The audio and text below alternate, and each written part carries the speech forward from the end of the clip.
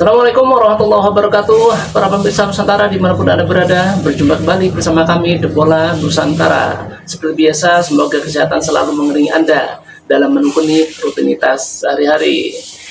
Pemirsa Nusantara, kali ini saya akan reaksi sebuah video di mana ketika timnas Indonesia U17 berhasil menaklukkan Korea dengan agregat 1-0. Meskipun tipis, tapi cukup mantap dan keren.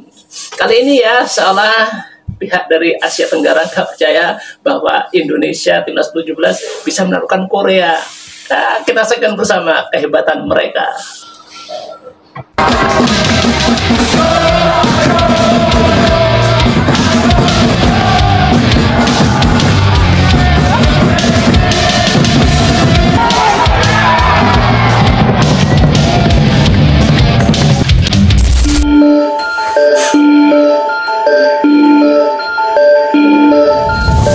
Pertandingan sangat seru baru saja tersaji antara timnas Indonesia U17 versus Korea Selatan U17 dalam laga perdana Piala Asia U17 2025. Ya, dalam pertandingan yang digelar di Stadion Prince Abdullah Al Faisal Arab Saudi ini, kedua tim tampil terbuka dan banyak peluang tercipta. Akan tetapi penyelesaian akhir yang buruk dan solidnya lini belakang kedua tim membuat kedua tim kesusahan untuk mencetak gol. Saat babak pertama dimulai, kedua kesebelasan tampil terbuka dengan Korea Selatan tampil dominan dalam penguasaan bola, sementara Indonesia melakukan ancaman melalui serangan balik. Peluang pertama Indonesia lahir melalui sepakan Zabigoli yang masih melambung di atas mister gawang Korea Selatan. Beberapa saat kemudian peluang emas hadir untuk Indonesia melalui serangan balik Muhammad Mirja yang lolos dari jebakan offset dan tinggal berhadapan 1 lawan 1 dengan kiper. Sayangnya Mirja yang tinggal melakukan eksekusi justru ragu dan bola akhirnya bisa diamankan dengan mudah oleh penjaga gawang Korea Selatan. Korea Selatan yang masih tampil dominan kemudian mencatatkan beberapa peluang melalui para pemain depan mereka. Namun, baiknya penampilan kiper timnas Indonesia membuat Korea Selatan cukup kesulitan untuk membobol gawang skuad Garuda. Namun terlepas dari hasil, penampilan skuad Garuda muda ini patut diapresiasi. Daya juang yang ditampilkan pasukan Nova Arianto membuktikan jika timnas Indonesia U17 mampu bersaing di panggung Asia.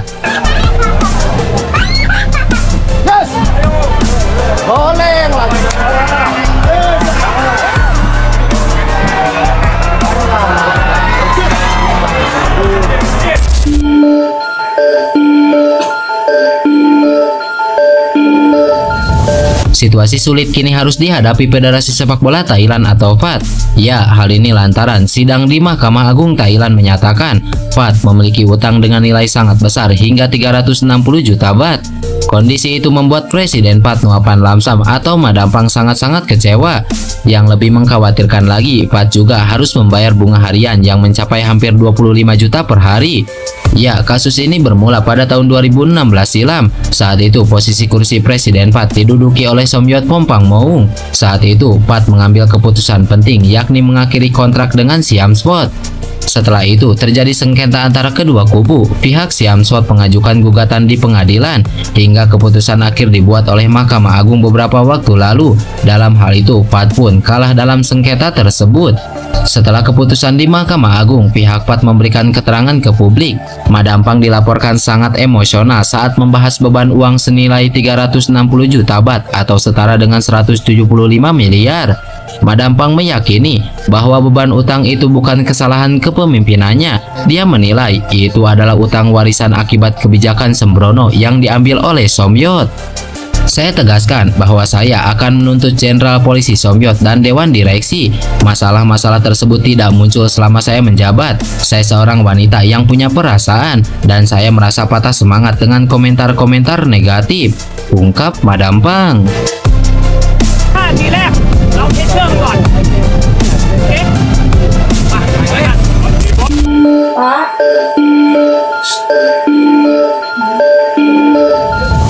Sebagaimana yang diketahui, komposisi di tubuh timnas Indonesia kini semakin solid, terutama saat berlaga di putaran ketiga kualifikasi Piala Dunia 2026 zona Asia. Hal ini tak terlepas dengan hadirnya 4 nama baru, yakni Emil Audero, Dean James, Joy Velupesi, dan Ole Romeni.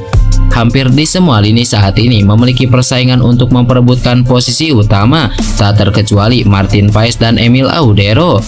Melihat hal tersebut, Martin Paes menjelaskan bahwa Emil Audero adalah sosok berbakat yang akhirnya merapat ke timnas Indonesia. Pengalamannya bermain di beberapa klub Eropa menjadi bukti bahwa dia adalah kiper yang memiliki kualitas. Tidak merasa tersaingi, Paes justru bangga karena akhirnya kiper Palermo tersebut bergabung dengan tim. Kiper berusia 26 tahun ini melanjutkan bahwa mereka berdua memiliki gaya bermain yang berbeda. Namun hal ini tidak membuat dia terganggu dengan persaingan di timnas Indonesia. Situasi ini menjadi hal yang wajar karena mereka sama-sama ingin memberikan kontribusi untuk skuad Garuda. Dia adalah kiper yang luar biasa. Dia bermain untuk klub besar seperti Inter Milan, Juventus, dan Sampdoria. Sekarang dia bermain untuk Palermo dengan status pinjaman dari Como, berpengalaman di Serie A. Bagi saya, sangat menyenangkan bisa bertemu dengannya, berlatih dengannya. Saya rasa kami berdua memiliki kualitas tinggi dengan gaya bermain di bawah Mister Gawang yang sedikit berbeda. Tetapi kami berdua memiliki kualitas yang baik. Kami saling menantang, ungkap Martin Paes. Martin Paes menegaskan bahwa dia akan menghormati penuh keputusan dari pelatih Patrick Kluivert, termasuk untuk menentukan siapa saja yang akan berada di lapangan. Dia yakin mereka yang bermain akan berjuang keras memberikan segalanya di lapangan. Saya orang baik dan saya lebih memilih untuk belajar satu sama lain daripada saling membenci. Saya rasa itu cara saya melakukannya, dan kemudian pelatih yang memutuskan penjaga gawang mana yang mereka pikir akan memberikan hasil terbaik, jelas Martin Paes.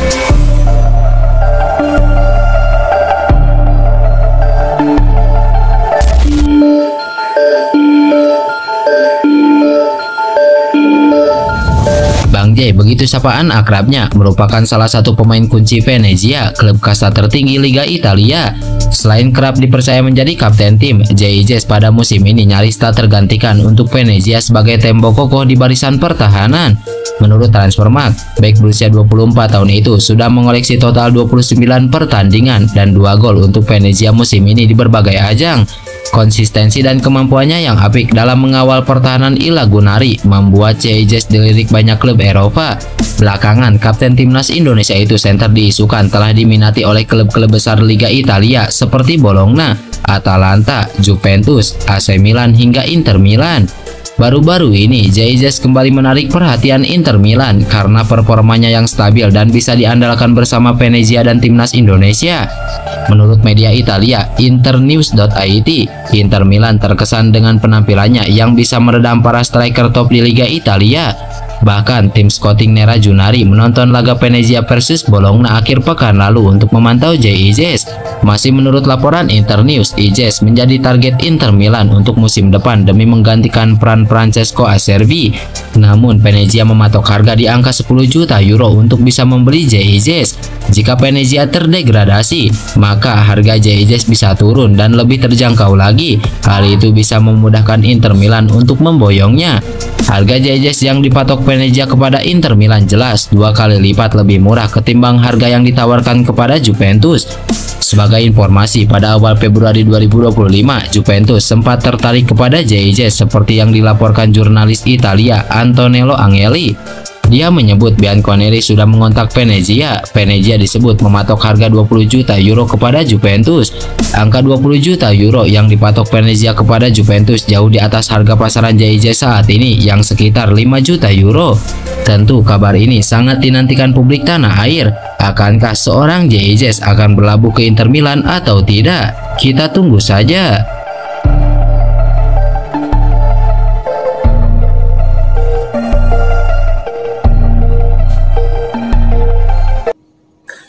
Itulah permasalahan Nusantara, dimanapun Anda berada, kiranya kiprah timnas U17 mengawali laga perdana di Piala Asia U17 membawa hikmah tersendiri bagi kita semua, terutama untuk timnas senior yang berhasil menundukkan Bahrain kemarin. Semoga semua kelompok umur timnas Indonesia jaya ke depannya. Kita dukung semuanya dari Sabang sampai Merauke. Terima kasih atas perhatian Anda semuanya. Assalamualaikum warahmatullahi wabarakatuh.